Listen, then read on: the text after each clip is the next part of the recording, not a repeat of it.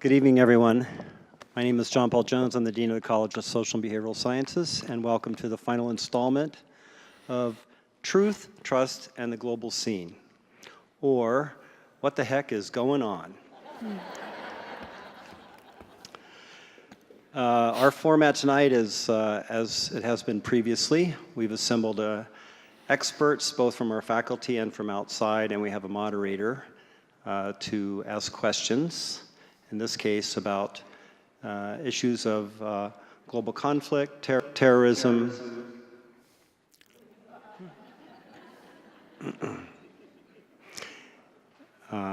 war, and the like.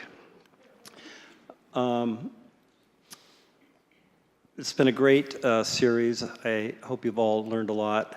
The idea has been to be able to dive deeper into topics and to connect theory and events with practitioners who are out working in the world with our researchers. That doesn't mean that our researchers don't work in the world. They do. But they also bring a scientific reflection on the day's events, and they connect it to events that are taking place in other parts of the world, and they think about how theories need to be altered and contextualized when bounced off the real world.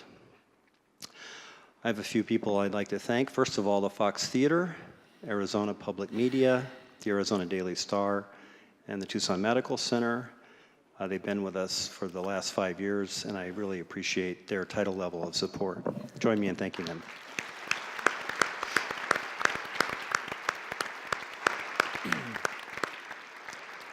And this year, I'm very happy to also welcome the Office of Global Initiatives and my good friends, Steve and Nancy Lynn, Ken and Linda Robin, Vivian Adib Sabah, and Barbara Starrett and Joanne Ellison for their direct support of the Downtown Lecture Series. Thank you.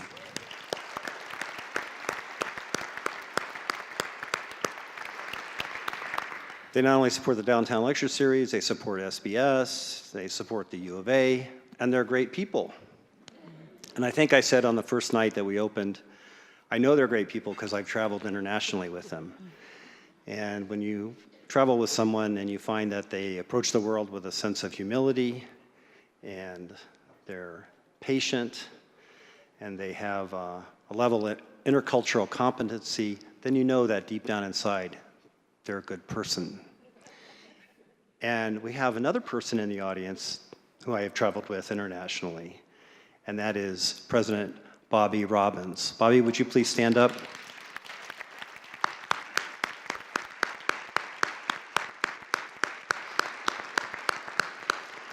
We had a great trip to Mexico this summer, and I'm looking to other travels with you, sir. Really great to travel with you.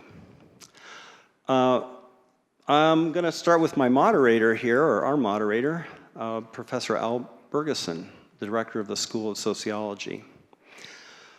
Al and I have been together as either department heads or school directors or deans and whatever it is that we do for many years. He worked in sociology and culture, and then in September of 2001, we had the big attack, and he said, you know, it's time to change my focus, and I'm going to start working on what he calls the geopolitical chessboard. And that's the chessboard now, of course, with space science that is three-dimensional chessboard. And in addition to his work on terrorism and on Islamic thought, he is also a seasoned interviewer for those of you who have been around in Tucson for some time. And so it was a delight to be able to bring together both his skills with the mic as well as his own deep knowledge of some of the topics that are going to be discussed tonight. It's also, I have to say, a pleasure to thank Al personally in front of all these people, because the lights are really bright here, but over the last 5 years, I've always been able to look out and see that crop of hair in the audience with a smile and a reassurance that that attends your countenance. Thank you, Al.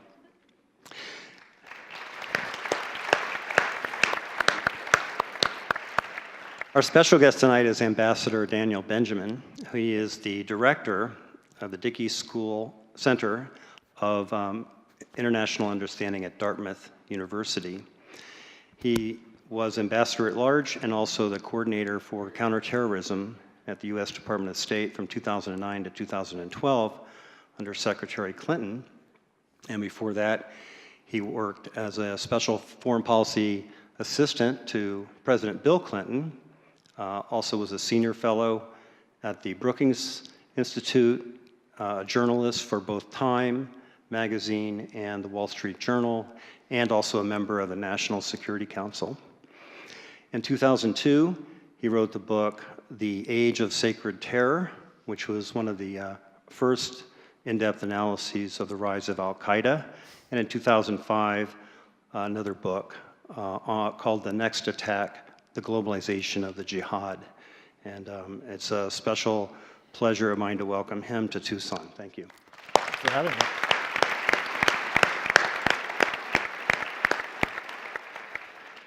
Our two bright and shiny faces of associate professors over here from the School of Government and Public Policy make me so proud to introduce our faculty, especially to our president.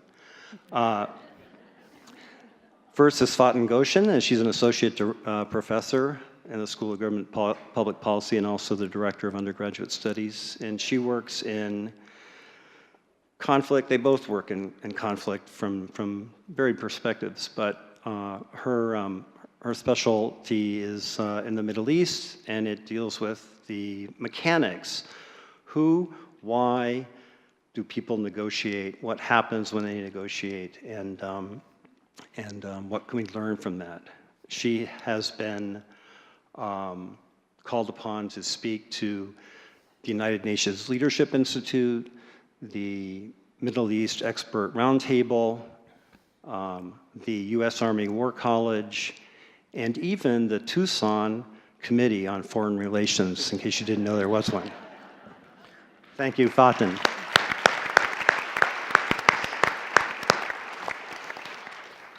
And finally, but not last, Alex Braithwaite.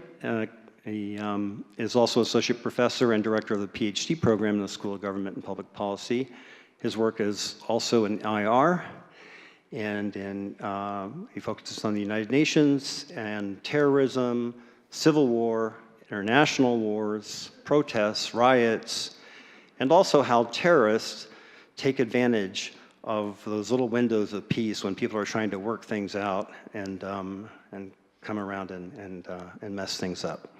He's the author of the book Conflict Hotspots, Emergence, Causes, and Consequences, and with Faten has a $1.4 million DoD project they got this year to study refugees and instability across the world.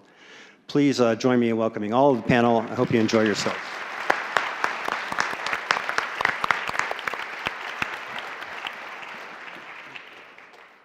I guess that's my cue. So our topic tonight is what the news doesn't tell us. And it may be that they don't have the time to tell us, or they don't want to offend someone, or they just don't know. But there's a lot the news doesn't tell us. We have three experts on world affairs to help remedy that situation. Ambassador Benjamin, you have said, quote, "There's no shortage of things to worry about. My wife thinks I spend too much time worrying." I think our audience worries a lot too. I know I do, and my wife says the same thing about me. So I want to ask all three of you, could you share some of your fears about what you feel the press isn't talking about and why that's important for us to know about? Ambassador? Well, first of all, thanks very much for the invitation to be here. I'm grateful to the University of Arizona and to everyone who supported this program for giving me one chance to warm up before winter settles in northern New England. Our pleasure. And I'm really delighted to be here. I'm the father of two teenage sons, so what I worry about most is not actually a global matter. I know we're going to talk about a lot of international issues. I actually would say that the thing that worries me most is political polarization in the United States, because that's having a profound effect on our ability to continue the tradition of global leadership that I think really served us very, very well since World War II. I think that for the press to answer the question of, how does this action or how does this division at home affect that leadership is a very difficult one. And I think even the experts are kind of baffled on this issue right now, and we just don't know. We've never had a readjustment in our politics the way we are now. So, and I know I'm not alone. I know a lot of people a lot of generals and statesmen have been saying the same thing, and I think it's really important that we get our house in order. Good. Faten? First off, I want to thank everybody for coming out and for the ability to participate in this forum. I think for me, the thing that I've been thinking about the last couple of weeks is, we saw, the ISIS stronghold fall in multiple places, Iraq and in Syria. But no one talks about those women that were taken and were raped and now have children.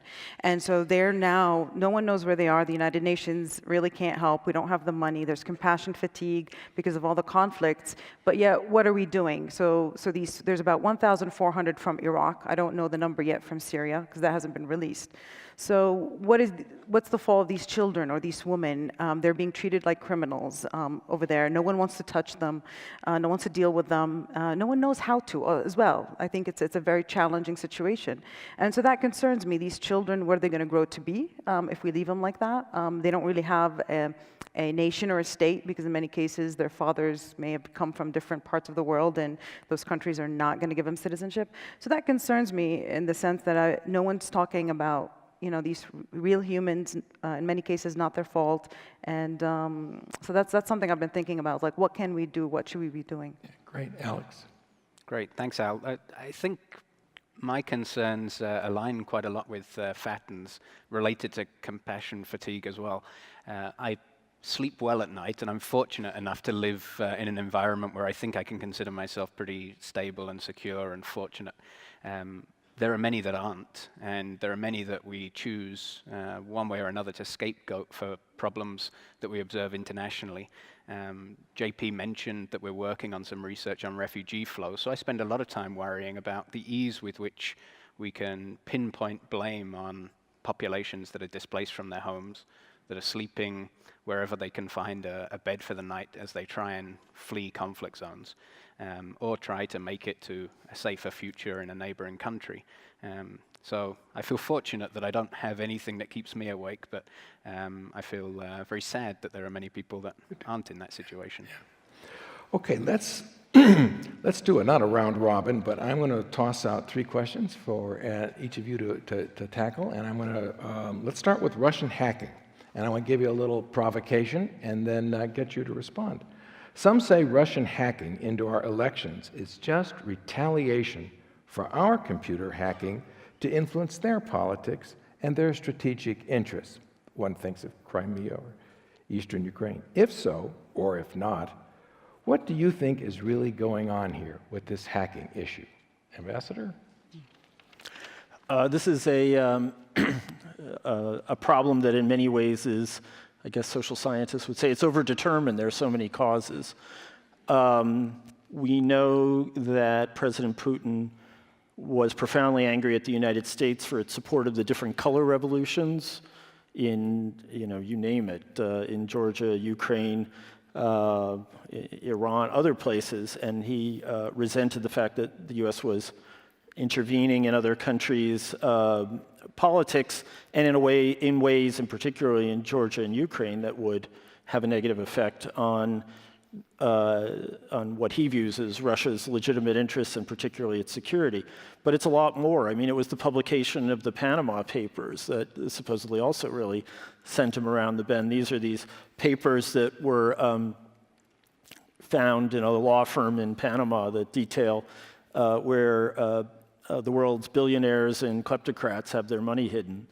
I think also he was deeply, deeply angry at the attitude that was typified for him when President Obama said Russia is a regional power. He is nostalgic for the greatness of the Soviet Union, for its heft on the international stage. And I think that this was one way to achieve, for Russia to recoup its position, and also, frankly, to really disturb the rules-based system that we set up. Yeah. You work in government. Just a quick follow-up question. Have we in fact hacked Russia? Is that a common thing? Is a regular part of the new Cold War? I mean, I think there's a lot of things that upset him. Everything you mentioned is true, but let's stick on the hacking. Is this retaliation for our hacking of them, or is there no evidence for that? No, I don't. What do you know? I don't think so. I'm not aware of any particular case of hacking that has been, put forward as being a cause for retaliation. Our intelligence community and their intelligence community do a lot of spying, and a lot of that is cyber spying. So there may be an element there, but I think that this is much more in the long tradition going back to Tsarist times of information operations. Remember, the Tsarist Russia was the place that gave us the Protocol of the Elders of Zion, possibly the first information operation. First false news. Yeah. Nice. Button. Well, I really think in the case of cyber security issues and cyber warfare, this is not new, right? This is something that states have been doing, we've been doing, and other states have been doing. I think the reason why we're talking so much about it is because we never thought we, as the United States, as a hegemon, would ever be impacted so much by such an attack. But we have had attacks or attacks on our energy systems, on our electric grids, but also, we saw in the last couple of months, whether it was, I think, May and then another in June, where you have even these private hackers trying to get in, whether or not they're supported by governments. We don't know. We think some may have been supported by North Korea, some in the Ukraine, some in Russia. And so I think this issue is getting so much attention is because it's us. But it's not new in the realm of cybersecurity, in the realm of cyber warfare. And I think we always have to keep that in mind. It is dangerous in the sense that we fell to it. What more can we do to protect ourselves? But I think it's delusional to think that this is just the first time it's happening. Yeah, I can't help but be reminded of Klaus Fitz and whatever it was he said about this being politics by any other means or another means. This feels very ordinary to me, and in fact I would go so far as to say I think it's a big fuss about largely nothing. I think there's threats in the cyber realm for sure. I wouldn't be concerned about threats to elections being hacked. I think it's exaggerated, and given the theme of this evening's discussion, I'm especially worried that it's going to attract attention away from things that much more imminently pose a threat to us here and to our allies overseas. So I think a big fuss. Let me do a quick follow-up on that last one. If our intelligence communities do think this has happened, if some of the dump from the DNC or possible meddling in state electoral things did possibly tilt it, still knowing I love you, how can you tell me that this really is something I should just take lightly and it really doesn't make any difference? If in fact my election, my vote, can get turned by something completely out of my control, I'm just being a little forward. Sure. How can you be so cavalier? Fair point, fair point. I'm not a voter over here, you may have detected that. So maybe it's a little easy for me to be cavalier, but I think my concern is that A, we don't have the evidence that votes were swung. B, everybody is essentially hacking for their side during an election anyway. So sure, the Russians may have been involved in trying to influence voters, but we know both political parties were involved in the same way. We know special interests were involved. A lot of money goes into elections to try and persuade voters. So I think if we're going to be up in arms about a foreign entity trying to manipulate us, we ought to pay more attention to domestic influences as well. Fair enough. If we're keeping score, One thinks it's not retaliation. The others think it's a normal state of affairs. I'll let you guys decide. Iran. Is history on Iran's side? Meaning, is Iran an inevitable regional power in the Middle East?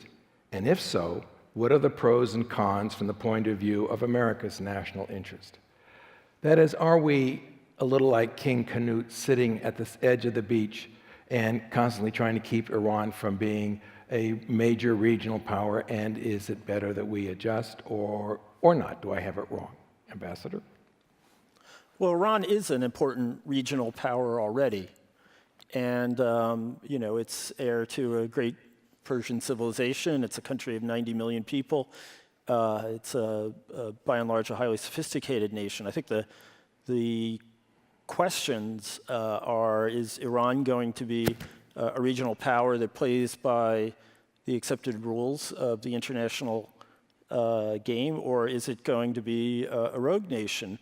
And so I think that the foreign policy practitioners of both parties have spent a long time trying to figure out how to keep Iran from acquiring a nuclear weapon that would be profoundly destabilizing in the region and that would lead to all kinds of, we believe, to all kinds of proliferation and quite possibly a conflict either with the United States or Israel. Can we in some way, pave a way for Iran to come out of the isolation it's been in?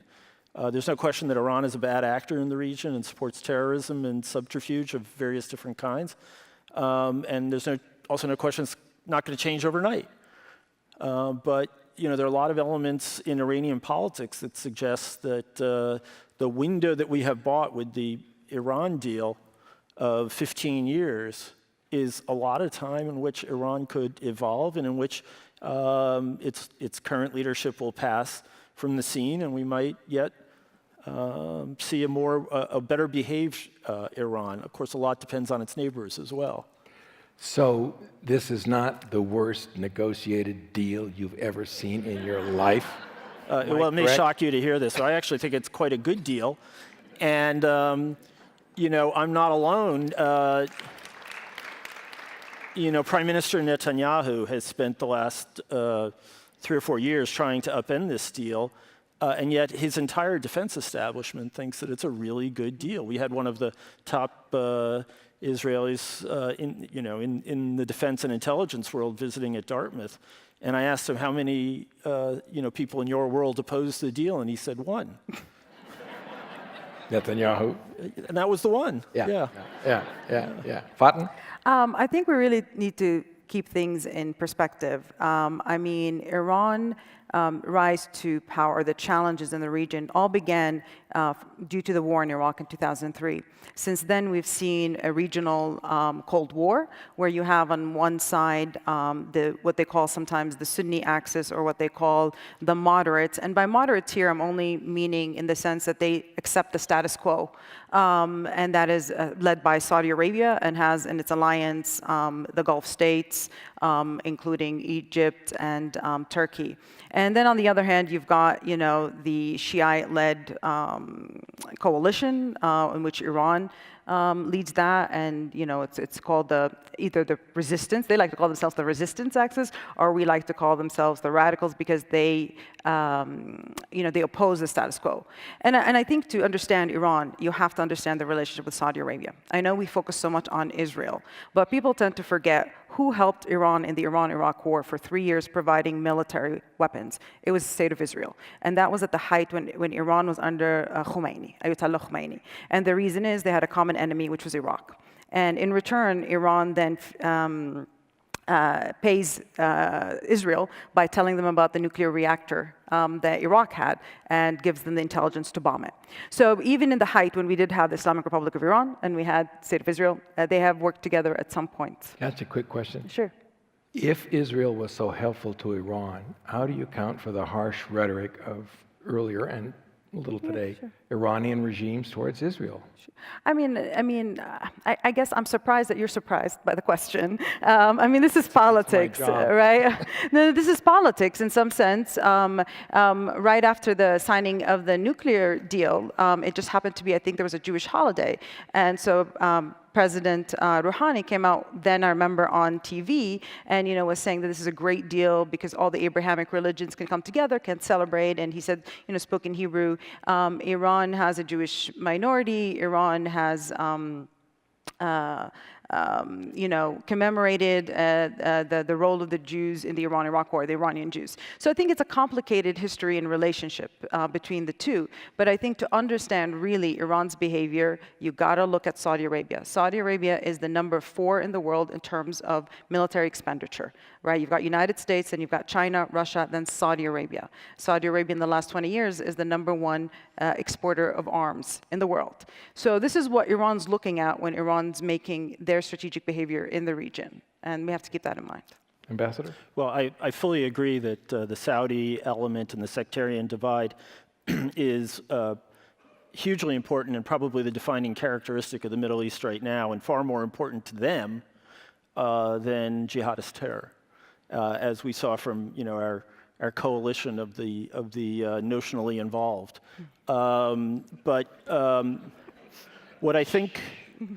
I think it's important to recognize that at least from the leadership, I think that the anti-Israel rhetoric is quite real. I think we might disagree a little bit on how close the coordination was quite some time ago.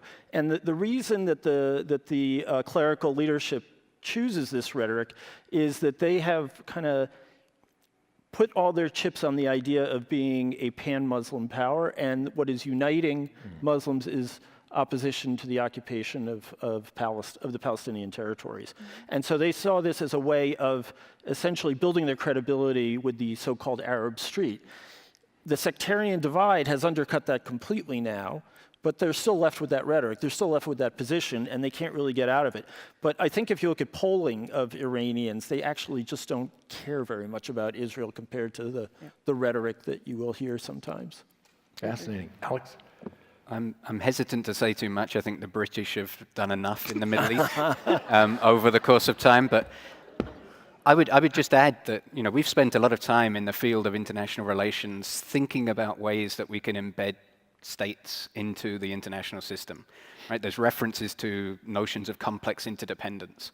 What we're really striving for, we think, at least theoretically, are connections between countries that make it difficult for them to fight one another.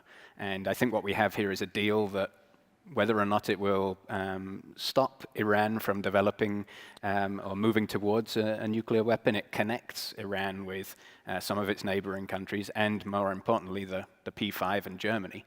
And I think that connection is what's most important. I want to encourage you to find ways, at least tonight, to overcome the guilt of your British imperial heritage and your natural British reticence to, out here in the Wild West, speak forth and express We might be here yourself. sometime. Fair enough. I just wanted to add that something also from international relations is the role of bringing states in terms of to the international global economy. And there's a really good book by Ethel Sullinger that looks at the nuclear deals, and she argues that states that want to be part of the global market are going to be more hesitant down the line to then do things that will get them in trouble because they need this economic benefits, and they realize that that's an issue. And in her book, she demonstrates this with great case studies and other analyses. And so I think this is why, from the European perspective, they've wanted to use this agreement as an opportunity to bring Iran into the global market. And when you have this timeline of 15 years, as the ambassador was saying, then you have the opportunity to make it costly for them to defect and costly for them to do other kinds of behavior. Okay. Yemen. We're fighting in Yemen. We know little of the issues, speaking for the general public and myself. So behind the news, what are the real issues? More of a bottom line, I suppose. Why should we care and spend our blood and treasure over there? Any one of you who wants to start can. Sure, I'll take it. So the issue with Yemen is, I think it's one of the most, not complicated, but the least covered in our news. And more importantly, when it's covered, it's not covered correctly. You see the headlines that are catchy and great, but then they don't really tell us about the conflict. Originally, the conflict emerged in Yemen, primarily when the part of the group, the Houthis, that we hear a lot about, it was an attempt to protest because the government has withdrawn fuel subsidies. In a situation where Yemen, very poor economy, that was a huge deal for them. And so this is how initially the protests began. And when the protests began and led to the ousting of the president, and then you had the vice president becomes the president. Now the conflict, those two, the people, the Houthis that led the rebellion or the revolt against the government, they're in alliance with the ousted president. So now it's a much more complicated, where you do have the Houthis, but you do have the ousted government. Why are we there? Why are we there? Well, two things. We're there because Saudi Arabia, this is in their backyard, and Saudi Arabia has had a long history and long conflict with Yemen. This is not the first time Saudis have intervened in the Yemen conflict. During the Cold War, it was a conflict between the Arab monarchies and between the republics. So Egypt led the republics, Saudi Arabia led the republics, and they both fought their battleground in Yemen. So it's not the first time. It's in their backyard. They've always wanted to dominate Yemen, and they've always wanted to strip to the sea through Yemen. So that's in particular is, and we're scared. There's also the second thing, more importantly, is Al-Qaeda's in Yemen. And remember, our first kind of like big launching attack in 2000, USS Cole was there. So there's always been an Al-Qaeda peninsula in Yemen, and they've gotten stronger over time. So those are the two kind of reasons why we're there. Okay. We didn't mention Houthis as a Shia sect in Iran, but we're not going to go there. We're going to go to Alex. They're not Shia, they're Zaidi. So. Okay. But they're not Sunni. No, but they're closer to some in cases to the Sunni in some of the religious aspects than they are to the 12 or Shiites. Never get involved in an argument with an expert from an area of a country where you can get corrected. Lesson number one, the news doesn't tell you. Alex. Yeah, so I think what I'm spending most of my time thinking about are the 17 million people, or maybe 70% of the population that are in dire need of aid. 80%. Conversation is about 6 or 7 million people that are really critical condition, threat of dying of starvation. That's the reason we should be there, if we should be there at all. It's a very complicated conflict, and it's too easy to say that Saudi Arabia is causing us to enter the conflict in a way that I think is probably detrimental to our interests. But I'm going to say that anyway. But I think attention being placed elsewhere on the individuals that are really on the harsh end of this, and it's very easy to forget about them. Yeah, Ambassador. So a lot of important things have been said. You know, it's hard to believe just how poor and how really desolate Yemen is, and it would have a claim on our interest just for that reason. It's hard to believe it's on the same peninsula as Saudi Arabia. We were there first for good counterterrorism reasons. We had a pretty good program going there, and we were trying to couple it with assistance to the civilian government and to help them build up their capacities. The Houthis, as was mentioned, had gone to war with the central government 6 times. And what changed was that the old wily dictator or strongman, Ali Abdullah Saleh, had been sidelined during the Arab Spring, and his vice president was elevated by an agreement of many of the different parties in the country. Saleh is an unbelievable person. I've met him, and he is one of the most bizarre characters I've ever met. When I met him, I was with our ambassador, and he threatened to have the ambassador kidnapped in the course of the meeting. This is not an idle threat in Yemen, where kidnapping was actually, you know, if anything, the national industry for quite a while. So when the Houthis succeeded and President Saleh, former President Saleh, joined their side, it was really a case of domestic upheaval. And it's interesting because the Saudis have been complaining that the Iranians were trying to subvert Yemen and get a foothold on the Arabian Peninsula, and for a long time, and we kept saying there's no evidence of that. I think at a certain point the Iranians heard this and said, you know, maybe it's not a bad idea. You know, if they're so worried about that, And the Iranians, I think, were very, very canny. They started sending arms and a few trainers to work with this group. And we can talk a long time about their religious heritage. They are not close to Iranian Shia. That I think we can all agree on. And I think the Iranians just looked at this and said, this is just a great way to light up the Saudis, pin them down, bleed them, make them really lose a lot in this effort. And it worked perfectly. There's an impetuous new crown prince in Saudi Arabia. No previous Saudi king, I think, would have ever done this. And it's worked beautifully for the Iranians. A very small investment and a big return. And the sad thing now is that because of the upheaval there are 600,000 cases of cholera. Yes. Wow. Okay, there's unbelievable malnutrition. Now, we have practiced alliance maintenance. Saudis are an old and close partner, and we have stood by them, and we have helped arm them, and we have given them intelligence, and at times we've given them intelligence in the hope of not having them bomb the wrong thing, which most militaries are capable of doing. But at this point, this is an international tragedy of enormous dimensions, and we're culpable, and we should be doing something else. Yeah. Ambassador Benjamin, I'd like to ask you a question. Thinking about your background so the audience can get a sense of your career, you were hired as a speechwriter for President Bill Clinton.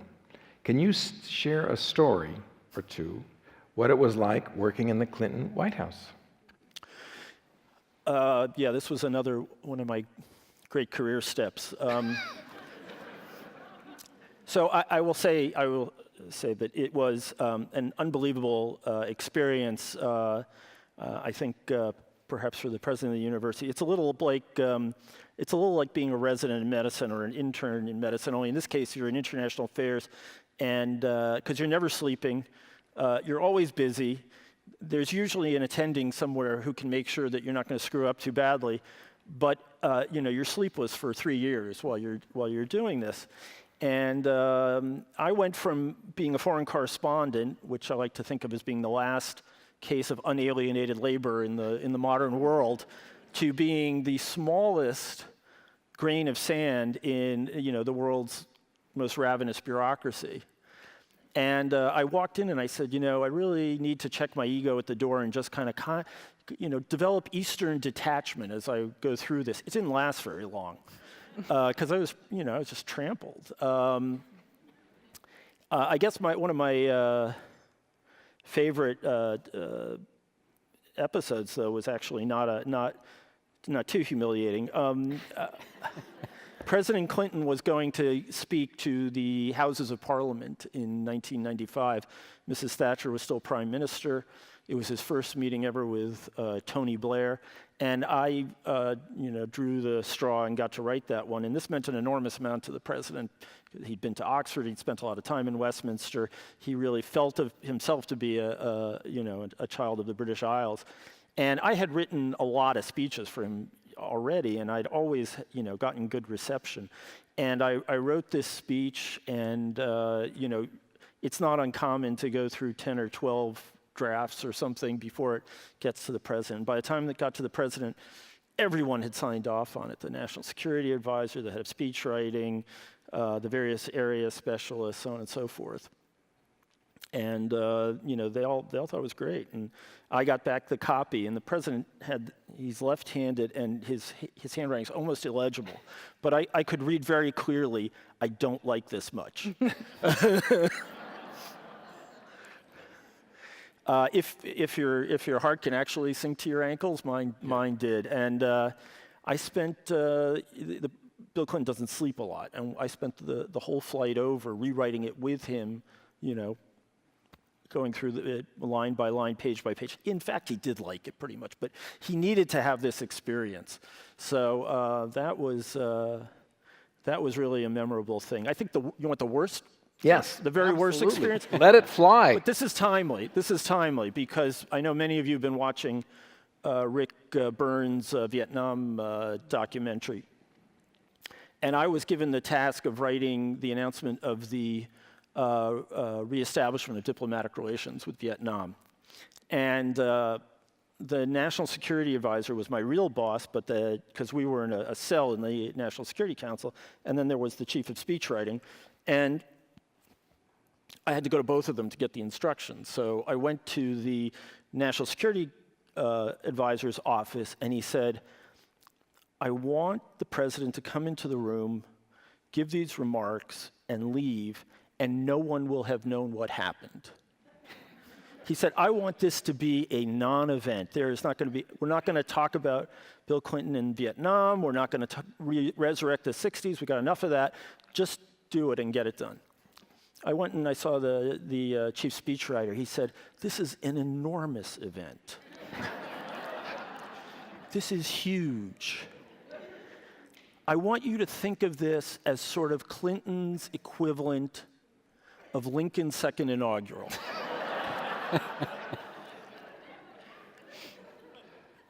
This is the kind of thing that makes speechwriters jump out of windows. And 26 drafts later, and I'm not making this up, 26 drafts later, it was done. It was the worst experience I ever had, and it was much more like the National Security Advisors at the end. Wow. When you go from draft to draft, is that because the president comments or someone else comments, or just you feel it's not quite right, it's not quite right? Oh, no, it's because someone's sending it back to you and saying, you pathetic idiot, what do you think you're doing? By the way, if you saw The West Wing, it's not like that. It was pretty brutal. And, the president didn't have any problems with the draft by the time it got to him. Yeah. I want to take a little step back. This is going to be one for all three of you. You're all experts on terrorism. And we've been fighting international Islamic terrorism for close to half a century now. The news, perhaps understandably, reports each event, almost like Groundhog Day, another day, month, year, decade, another horrid attack. I would like each of you to step back, think about the longer view, and tell us what you think future historians will say is really going on here. What was this age of terrorism really all about? What were its causes? What were its consequences? Faten, we can start with you if that's okay, or if someone else wants to lead off because you're still thinking. No, that's fine. Big thing to put on your plate, but you guys are the experts. That's fine. I mean, I think for me, when I think about or looking at terrorism, I think something that gets missed is terrorism as a tactic is, of course, not new, right? And if you're from the Middle East, terrorism is not new to you. Terrorism has become much more of an impact to the West because of 9/11, because right now some of the attacks that have been happening in Europe and elsewhere.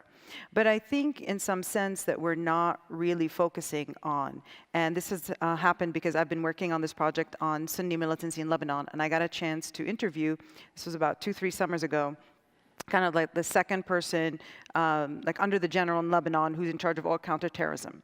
And I was trying to talk to him and ask him, okay, what's going on here? He's a Lebanese, of course, and I was trying to understand, like over time, Lebanon dealing particularly with Sunni militancy emerges in the 1990s. The first attack by an Al-Qaeda affiliate is in the growth of the group starts in 1996. Their first attack is 1999 on the Lebanese army. So we've been dealing with this as Lebanese for quite a long time, even before 9/11. And he said part of the problem is two things when he goes and they're capturing these individuals, and that is, he said, two things makes these kids join. He called them kids join. He said there's the issue of which a lot of the literature in political science and political psychology actually talk about, particularly Ariel Kruglenski, he's at the University of Maryland, has talked about, and that is this issue of this need of this desire of feeling important, right? So a lot of these youth, they may be educated, they don't have an income. He said they see these things on the streets, they can't get married, they don't have the money, and there's no job, there's no hope for them. And he says somebody comes along and says, you want this fruit. He used an example of a fruit that I don't know the name of it in English, honestly, because I've never seen it here, but it's very expensive in Lebanon. And he said, you want this fruit? Who cares about this fruit? You're going to go somewhere else where you can get all these amazing fruits. And so you want to get married here? Who cares about, these carnal sin here? You're going to go somewhere else where that's not going to be an issue. So he says this idea that they're able to utilize the economic, the social, the political situation in the regions and draw these people in is a problem. And we're not really focusing that there is a social, economic element here. It's not just a religious ideology. And so I think we're focusing so much on religion. Religion plays a role, no doubt. But I think when you focus so much on religion, you're missing the human element, which is driving these people to participate. Okay, Alex? Yeah, so I'm struck by two thoughts. I think from a sort of big picture perspective, this period will look a little bit like a game of whack-a-mole. I think it's going to appear as if we, and by we I mean Western nations, spent a lot of time chasing something that we didn't understand very well and something that we couldn't predict very well. So I worry a little bit that with time this will look more and more as if we were chasing blindly. I'm going to throw a fellow academic under the bus so that I don't just seem to be saying something controversial. The second thought I have is a book written by a guy by the name of John Mueller, who's at the Ohio State University, called Overblown. And here I've got to add, I've never stepped out of an academic office. Right? I've not held a real job with the responsibilities that would perhaps encourage me to think differently about this. But John Mueller's thesis is that we spend far too much time exaggerating the threat associated with terrorism. There are many strategic reasons to do that, potentially to justify other foreign policies, to justify placing attention away from domestic difficulties, for instance. But he's a strong proponent of the belief that we're going to reflect upon this as a period of time where we exaggerated the nature of the threat and lost attention on those topics that were perhaps more strategically valuable. Yeah, and that may sound a bit flippant. Yeah. So I would suggest that there are two sides of the story. One is that we are dealing with sort of multiple dysfunctionalities in the particularly in the Arab world, but in some countries in the broader Muslim world, including since Pakistan is not an Arab country. And we, I think, have thought way too much that this is all about us, when it's really about a failing state system, lack of political voice, lack of durable, transparent, representative institutions, economies that provide only a fraction of the jobs that are needed, and as a result, as Fatma was saying, people can't work, they can't get married, the frustration level is overwhelming. And I think that, and also there's the sectarian dimension, which we talked about before. There are all these things that are coming to a head after 6-7 decades of dominant authoritarianism in this part of the world. And one of the results is that the last ideology of revolt is jihadism, and we are in some sense paying a price for that. I actually have some sympathy with the notion that we will look back on this and that we will wonder how we got so carried away. It is true that 9/11 was an unbelievable event. It's still the largest terrorist attack of all time by a lot.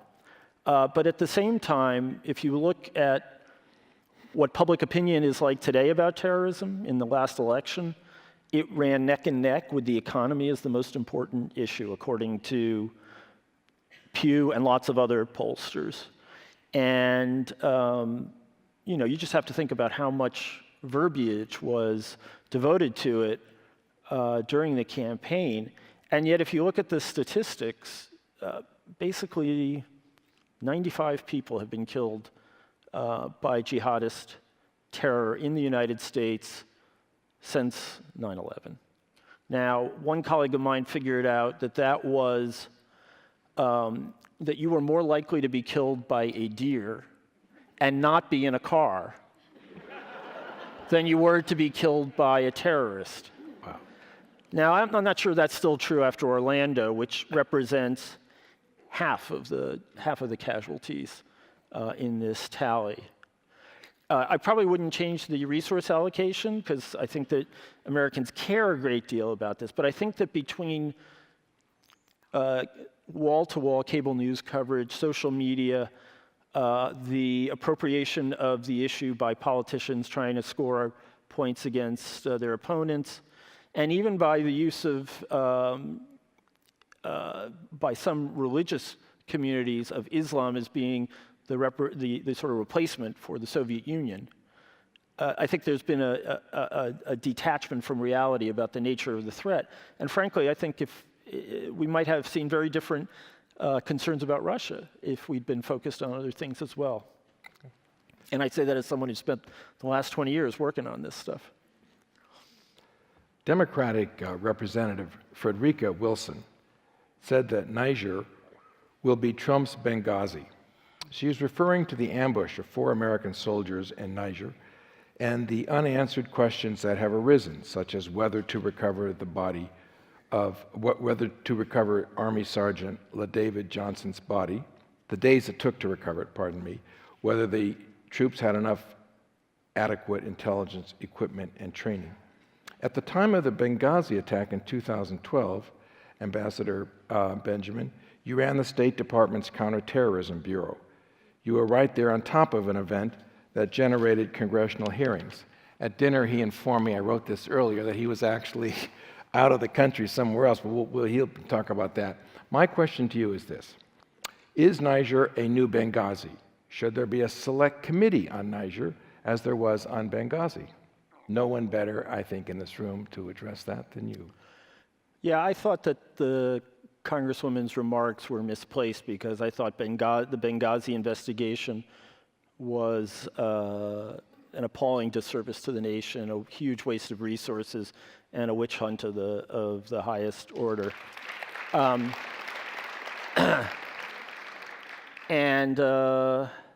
You know, I was talking before about political polarization. You know, Benghazi, what more do you need to say? So I don't think we need another Benghazi. The Niger event, it's impossible to predict because we just don't know what happened. I will say that no matter what happened, we don't need a select committee because when you have military deployments all over the world, you have hundreds of thousands of men and women in uniform.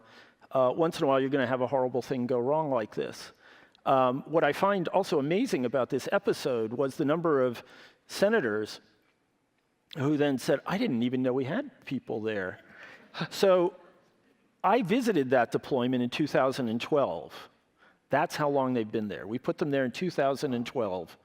And, you know, DOD, the Department of Defense, submits information about every deployment around the world except for a small number of classified ones. And the fact that the congressman didn't know is just, to my mind, just disgraceful. Yeah. Faten, here's a question for you about Syria. Americans often wonder, are we on the right track with what we are doing in Syria, and for that matter, the Middle East? I also wonder how many Americans have a real understanding of the context in which the Syrian fighting is taking place. So what do we really need to know, that we are not hearing about Syria today? Oh, wow. That's a tough question, because a lot would be my first response. The fact of the matter is, from the start of the Syrian conflict, we decided to frame it in a certain narrative, and we dealt with it from that narrative. And as a result of that, it's been a faulty policy. And the reason why I say that is I was in Lebanon as some of the protests had happened. And in the case of Syria, absolutely. There was about 1 million people who went down in the streets. You had protests in Damascus, you had protests in Daraa, protests in Benya, all over the country. But what wasn't talked about were 2 things. First is that each of the protesters, unlike the ones that happened, let's just say in Egypt or in Tunis, is they had a different slogan. It was not the same. So while people contested the regime, they did it for different reasons. The one in Damascus was about democracy, human rights, absolutely. But the other ones were not. Like in some cases, they were protesting a secular government, right? What they wanted was a religious government. In some cases, they were protesting the government banning the wearing of the niqab in schools, which is the one that covers all the face. So there wasn't a uniformity. And so this idea that we can just go in or help a group win was was a problem because they couldn't themselves agree on anything other than they wanted the regime gone. But beyond that, they couldn't. The second thing is what did not get covered, and when I saw pictures, I found that very disturbing in the sense that there were over 2 million who protested for the regime.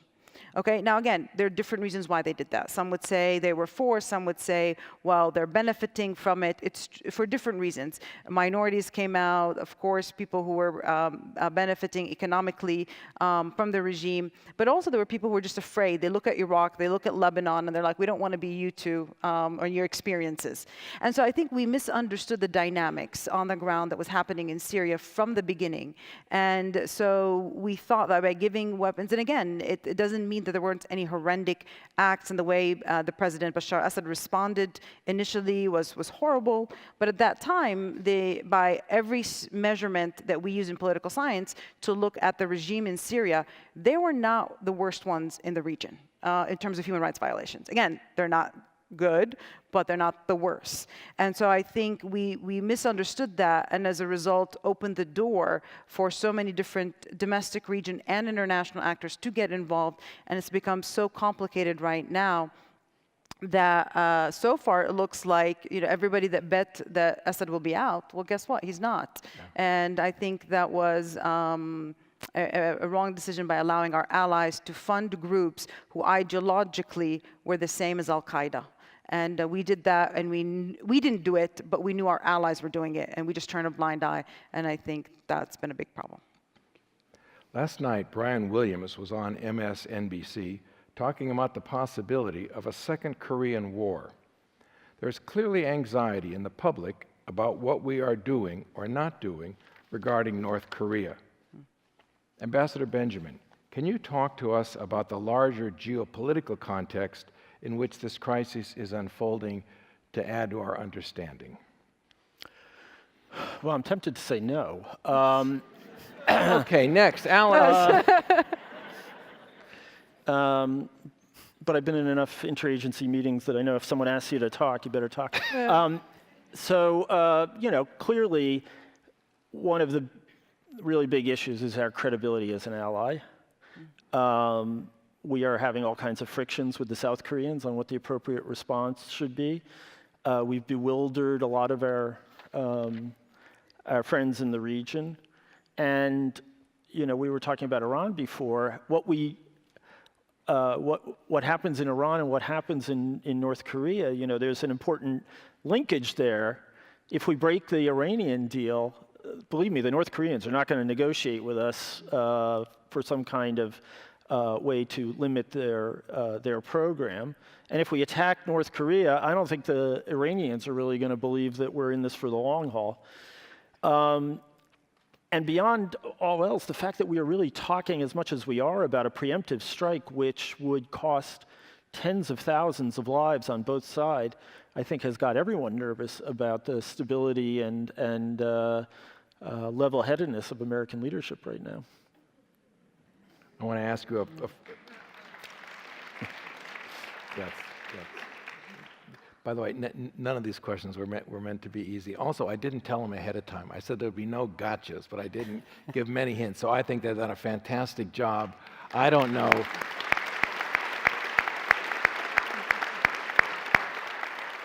I don't know if someone had thrown me a hot potato, I would have done more than so, I'm very impressed.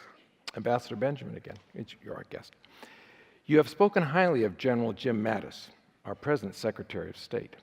No one knows, of course, but what do you suspect is going through his mind as he thinks about America and the world today?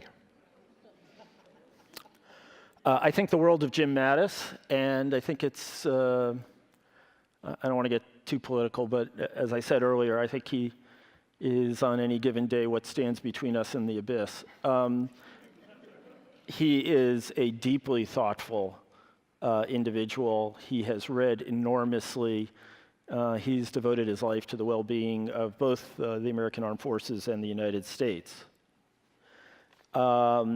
And I really hesitate to think that I can divine what is on his mind. I am sure that one of the things that is on his mind is the fact that we do not have a fully staffed and working diplomatic apparatus, which is the essential complement to military power. You know, you can only make a really effective approach to your opponent if you have both parts of the equation. And when you look back at the history of the last 50 years, you know, our diplomats have not gotten nearly enough credit for, you know, saving the day, and our military is fantastic, but it often cannot do the whole job without having diplomats arrange the end game, arrange the alliances, all these sorts of things. And I think it's got to be deeply troubling to him that we have one undersecretary instead of 5, one deputy instead of 2 at the State Department, and you know, row after row of empty offices at the level of the assistant secretary. This is not a small thing. This is, you know, we're almost a year into an administration. We don't have an ambassador to South Korea. How do you do this without an ambassador to South Korea? How do you deal with, you know, Russia if you don't have ambassadors at most of the key posts in Europe? Not to mention, we just got one in Russia, John Huntsman, who's a very capable man. So I think he'd like some help in that department. That's what I'm betting. That seems like a reasonable. That seems like a reasonable request. We're going to turn to questions from you guys in a second, but I want to ask Alex one more question, and then one more for the whole group, and then we'll turn to your questions. Alex, one of your areas of scholarship is global refugees. What is some key background information that's important for us to know that we might not be getting from the news about the global crisis of refugees?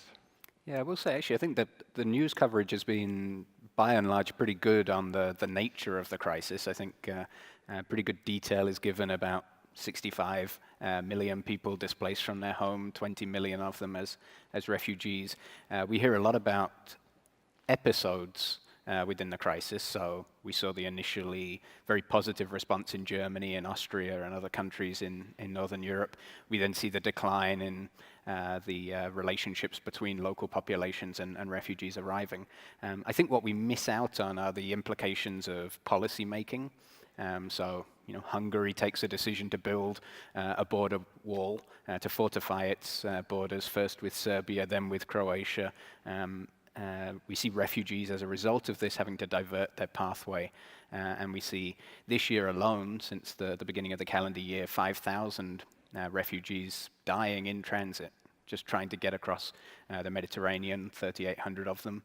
Forced migrants across the world, 300 just south of the border here that have perished this calendar year, trying to get from Central America into North America. And I think those stories are the ones that get lost. I think we see the big picture pretty well, but I think the connections between refugees leaving their homes and finding sanctuary are what we miss out on. Okay. So this is my last question for the group here, and then I'm going to turn to your questions. So our general topic is what the news doesn't tell you, and we had experts fill us in on different hotspots around the world. So I want to ask you guys, you're the experts. When you want information that the news doesn't provide, what are your sources? Think for a moment. Which magazines, books, broadcasts, websites would you recommend we check in to do a better understanding of today's events? Anyone? You can go back and forth on different ones, but you folks, I think you should read Boop-de-Boop or check out Bump-de-Bump or something like that. I hate to return to an earlier theme. I think I have to give up my passport if I don't plug the BBC.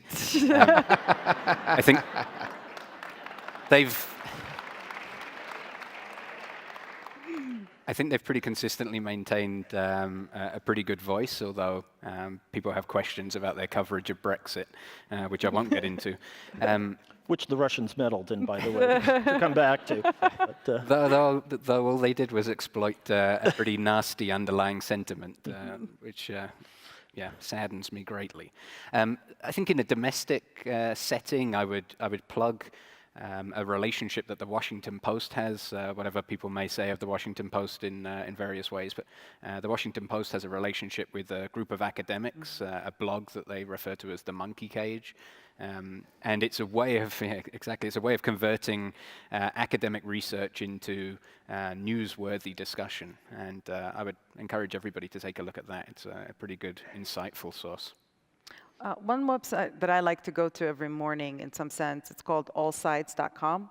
And the reason is because they're going to give you, there's a caveat to it, though. Sometimes if you don't have subscription to some of the articles, you can't get to. But what they do is they're going to put every article on a topic, and they've got a rating system. So they'll tell you which article is leaning center, which article is leaning left and right. And so what I find fascinating is reading all three and skimming all three, because I want to see how the news is, or one topic is being covered, because, you know, probably the full picture is in all three of them. And so you get to see that. So, but also, I just don't think it's enough to read domestic. And so I've always told my students in all my classes, whether politics of the Middle East or armed conflict, conflict management, you need to pick one American and one non-American. Because again, in Europe, they're less likely to use adjective as they're describing or writing in their news. And so I do look at the BBC and the Guardian. I have them filtered in to tell, like, on topics that I'm interested in. And then, you know, New York Times and Washington Post here in the United States, and then of course I skim Arabic, but I can't give that out.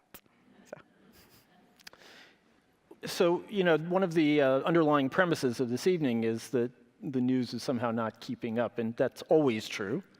What's also true, actually, is that this is like the first hopeful moment for the news business that we've seen in quite a long time. There's actually a newspaper war going on between the New York Times and the Washington Post, with the Journal and the LA Times playing a role as well. It's more focused on domestic stuff, but the coverage has been fabulous. And, you know, I think that's to be celebrated.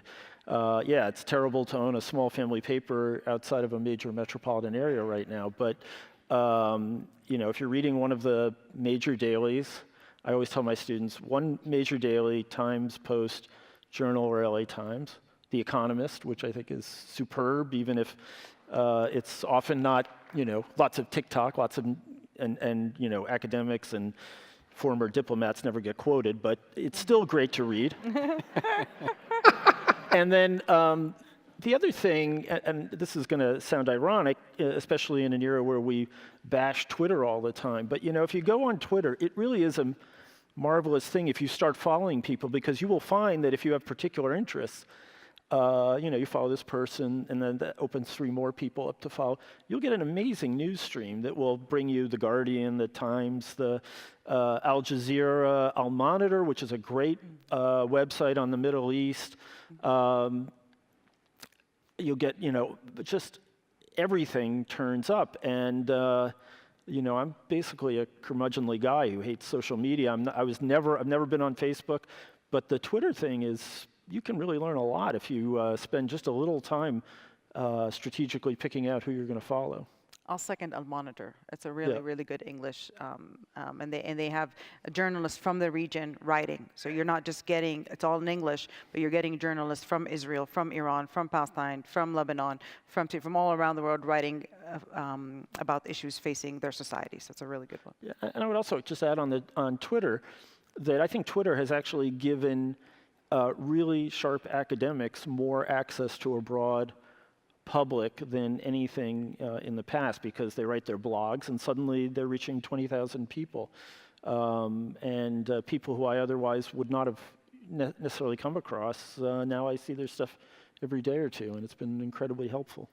You know, it's just a thought of my own for the first time in this, just as marginal groups, often with pamphleteering and other kinds of things, began new ways of spreading information that later took over. History may look back at Trump's use of the Twitter, and you may find future president that is maybe with us for a much more long time. All right, let's take some questions from the audience. Here's a heavy one. With the rise of regionalism and the lack of a true global leader, i.e. after the U.S. after World War II, are we on the brink of a more profound conflict given the current crises? In effect, will things go south in a big way given all the problems around the world today? Your best guess. So I mentioned earlier on this notion of complex interdependence. Really what a lot of international relations scholars are interested in doing is explaining when we might find alternatives to a baseline anarchy in the international system, a word used in slightly different setting than its more colloquial usage. But anarchy would simply suggest we don't have a central government internationally. In the absence of anarchy, we've tended to see strong hierarchies. So we've had hegemonic powers, the UK, the US most recently. There are alternatives to this, structures that can help to bring some order where otherwise anarchy would prevail. And I think this complex web of interdependent relationships is the best alternative if we're going to be absent a hegemon. So trading with China, important.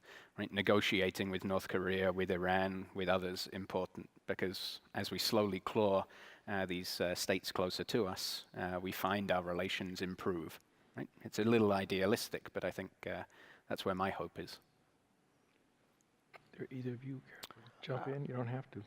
Well, I mean, the only thing for me, I mean, that question made me think about is really China in particular. And when we talk about the world order or what it was, we set it up after World War II for a reason. We set up the United Nations, we set up the Bretton Woods system, the economic system, is because we were tired of going to Europe and policing the world in a way. And so we wanted a system in which people can participate in, but also safeguards our interests, but also maintain lower levels of conflict. And by that, I mean no World War III, not that no conflict.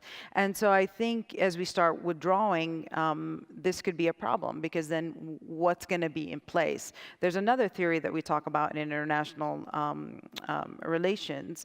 And according to that theory, we may actually be witnessing a rise of China. And if we're witnessing a rise of China, are we going to see a conflict with the United States? Not necessarily, but they predict that around 2030, 2040, that China may surpass the United States. And as a result, they may want to determine the global order. And if they do so, if it's something that we're satisfied with, then that's fine. But if it's something we're not satisfied with, that means that may be World War III, us and China. I think the the answer to the question, from my perspective, is it's too early to tell. I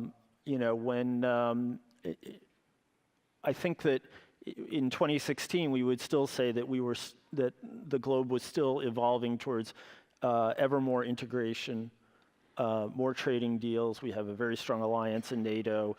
We had, going back to the first President Bush and President Clinton, more and more networks in the Americas, in APEC, the Asia Pacific Economic Community. All kinds of things were stringing us all together into a web in which we all gave up a little freedom of action in return for more security and essentially dependable returns. And at this point, we're a little shook up after 8 or 9 months of real disruption. The danger is we could head to a system in which everything is much more transactional. Long-term bonds are much less reliable. And in a case like that, military force comes to the fore more often, and that is very worrisome. It's still a world with nuclear weapons, so I don't think we want to go in that direction. I think it's too early to say, but I think it's an issue worth worrying about. Absolutely. On the domestic front, how fragile is American democracy? In your opinion, what is the biggest threat, and what can we do to mitigate it? I think you started off the very beginning with this about the polarization. So I do shy away from the question of how fragile is our democracy. I think our institutions are pretty strong. I think that by and large the courts have shown themselves to be able to stand up to lots of challenges.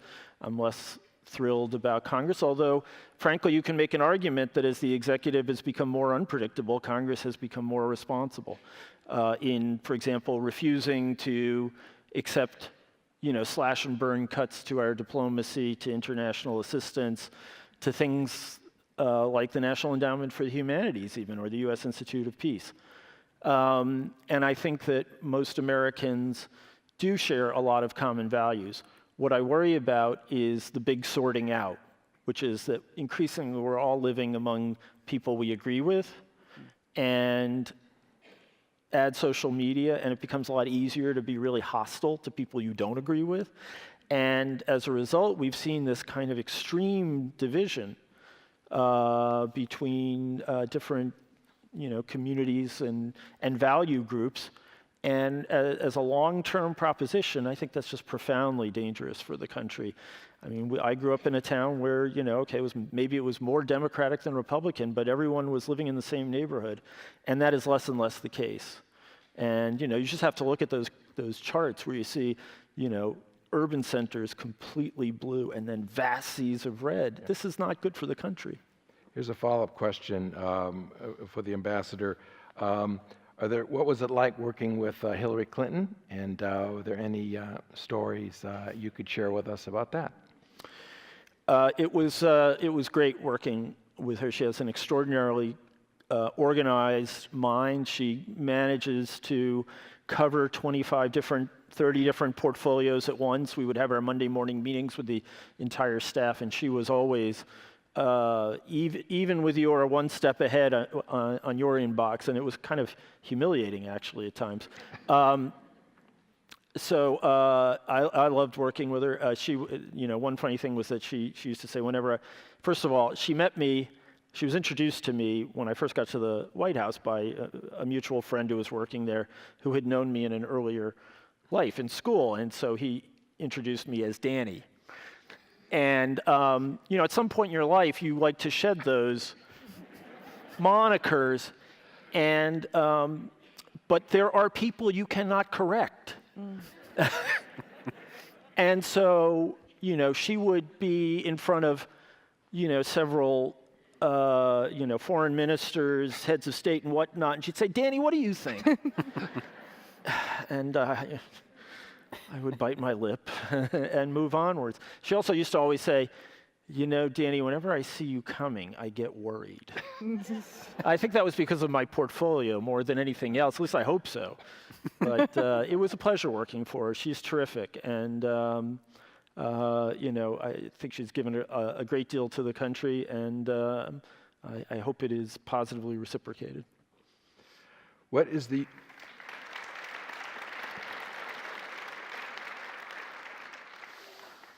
U.S. doing to stay ahead of terrorism and terrorist threats? What kinds of threats exist today? All three of you are terrorist experts. You jump in. Yeah, so I think that the sort of elephant in the room here within the U.S. is the major source of terrorism not being from a radical, perverted version of a foreign or apparently foreign religion, but rather a radical and perverted version of a much older and more familiar local religion. So I would look to the right. I would look to sources of violence within the US as the area where we are already spending a lot of time and paying a lot of attention, but maybe we're not quite reflecting reality in terms of some of the news coverage and certainly some of our academic research, which is slow to pick up on this.